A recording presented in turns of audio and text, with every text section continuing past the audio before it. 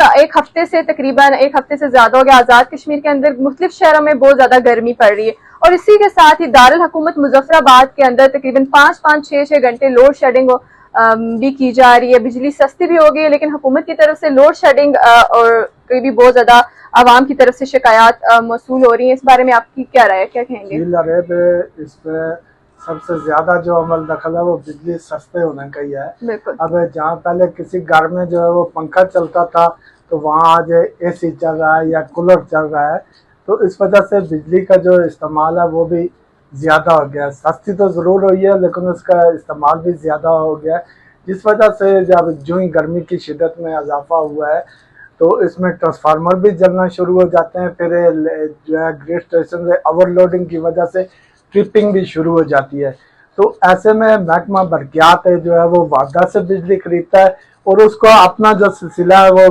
पूरा करना पड़ता है। अब चोरी उस लिहाज से सस्ती होने की वजह से चोरी तो कम हो गई है लेकिन बिजली के अखराजात जो है वो ज्यादा हो गए। अब हमारे जो तारे हैं, हमारा जो बिजली का निज़ाम है आज़ाद कश्मीर के अंदर और बिलखुसूस मुजफ्फराबाद के अंदर वो इंतहाई बोसीदा और पुराना है और मेरे ख्याल में 20-30 साल से या 40 साल से जो है जो हमारे तारें लगी हुई हैं या ग्रिड स्टेशन के ऊपर जो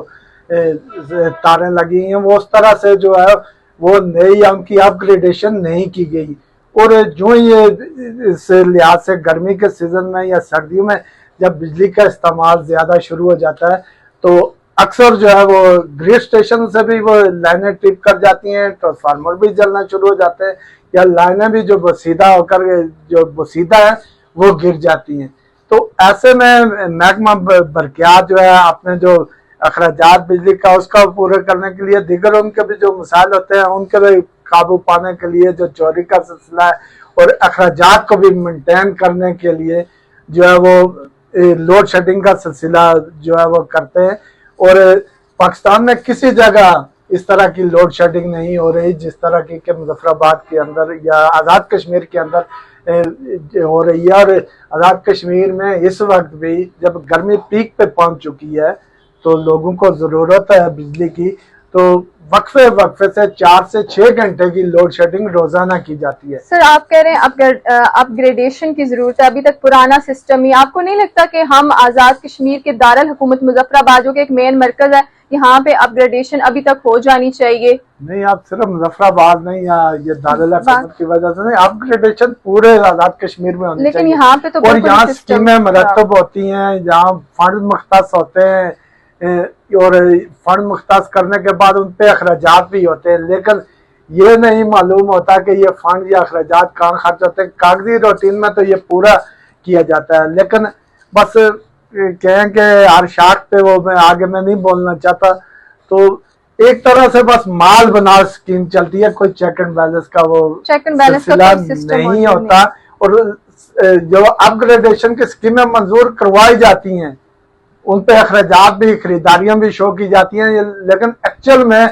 जो स्कीम मंजूर होती है उस पर वो अखराजात किए नहीं जाते, सिर्फ पैसे ड्रा कराने की हद तक ये चीजें जाती हैं और वही निज़ाम जो वही बोसीदा तारें वहाँ मौजूद होती हैं, लेकिन मिली भुगत से ये जाहिर कर दिया जाता है कि ये सिस्टम चेंज कर दिया गया है। और आज़ाद कश्मीर के अंदर इस वक्त यानी जो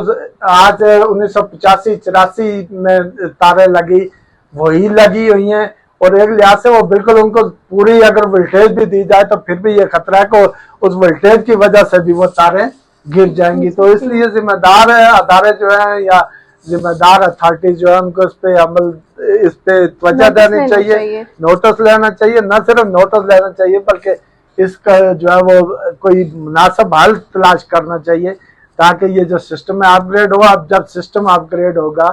तो उस वक्त ये मसाइल भी कम होंगे।